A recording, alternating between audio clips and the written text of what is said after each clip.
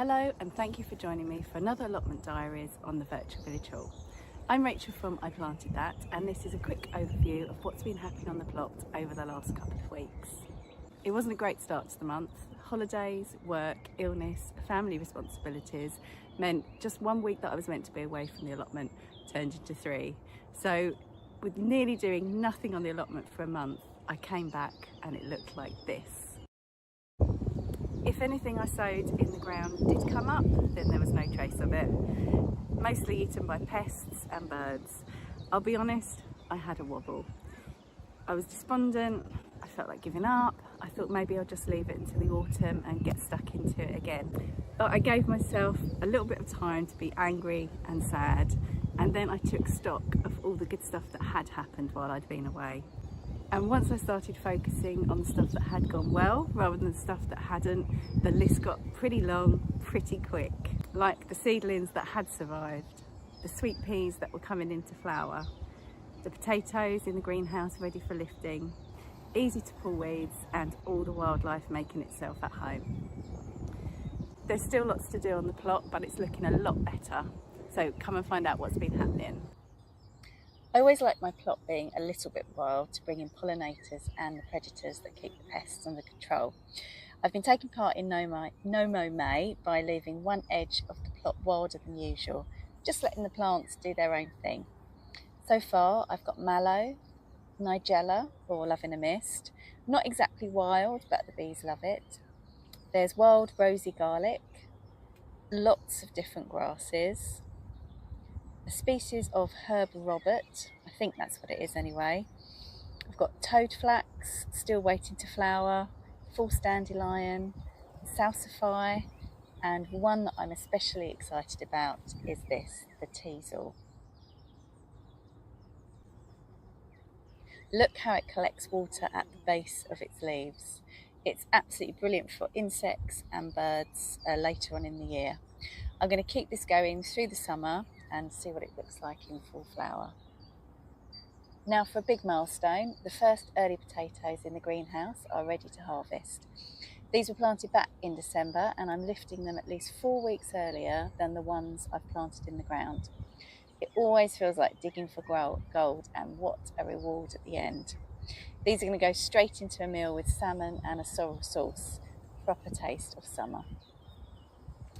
I'm gradually planting out the seedlings I've been growing in the greenhouse for my cut flower garden. So far I've added amimagus, cosmos, salvia, I've got cornflowers, antinariums and corn, and also some gypsophilia still to go in. I'm pinching them out when they've got about 3 sets of true leaves. That just means taking off the main growing tip. It feels really wrong at first, but it encourages side shoots and gives more flowers in the long run.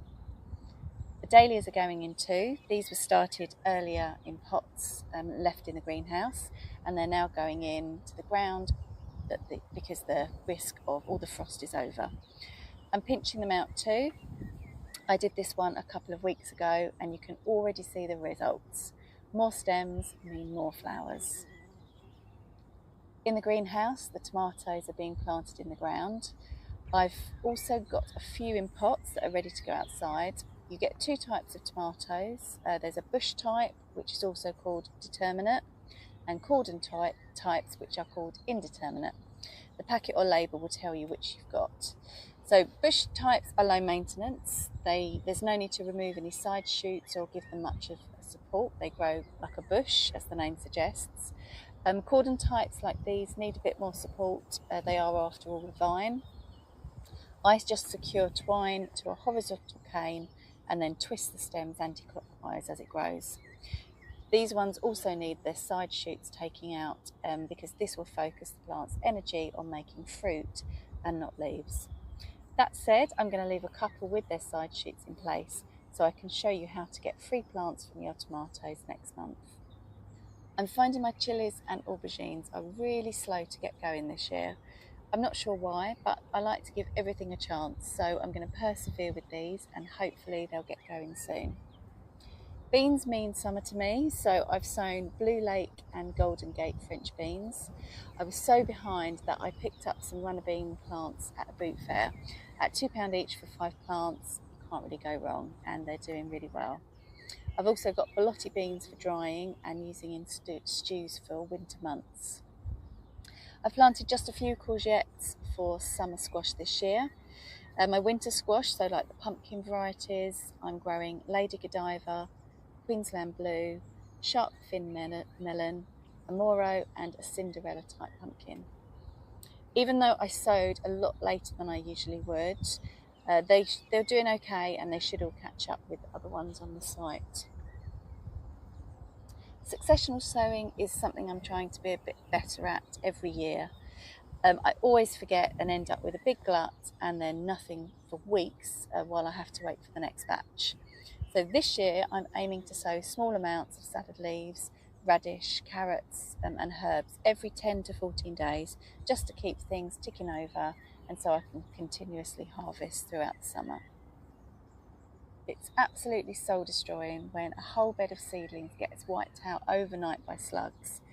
I do use organic pellets, slug pellets from time to time, but I know they're not ideal, and apparently they're not really great for the environment either, and obviously really not good for the slugs. So over the summer I'm trying a few other methods that I've seen online. First up is carrots. The idea is to use them like a sacrificial plant, so something the slugs can go for instead of your more precious crops. I'll report back next month on how it goes, and then I'll try another method too. Thanks for watching this morning. I've got some more successional sowing to do. I've got to plant out some more cut flower seedlings, and then this afternoon I'm off to the garden centre to buy purple sprouting broccoli and kale. It's a shame that I didn't get a chance to re-sow them, but you know, sometimes you just need a little bit of help, don't you? You can't do everything. Join me next month when I'll be sowing the biennial seeds like foxgloves and honesty, ready for next year's flowers. I'm going to try out some more slug deterrents, some organic ones, and also, oh that's right, yes, I'm going to share some tips for saving water during the hotter months. I can hear the foxes have just joined me. That probably means that they want their breakfast. So thanks so much again for watching. I will see you again soon. Take care and happy gardening. Bye.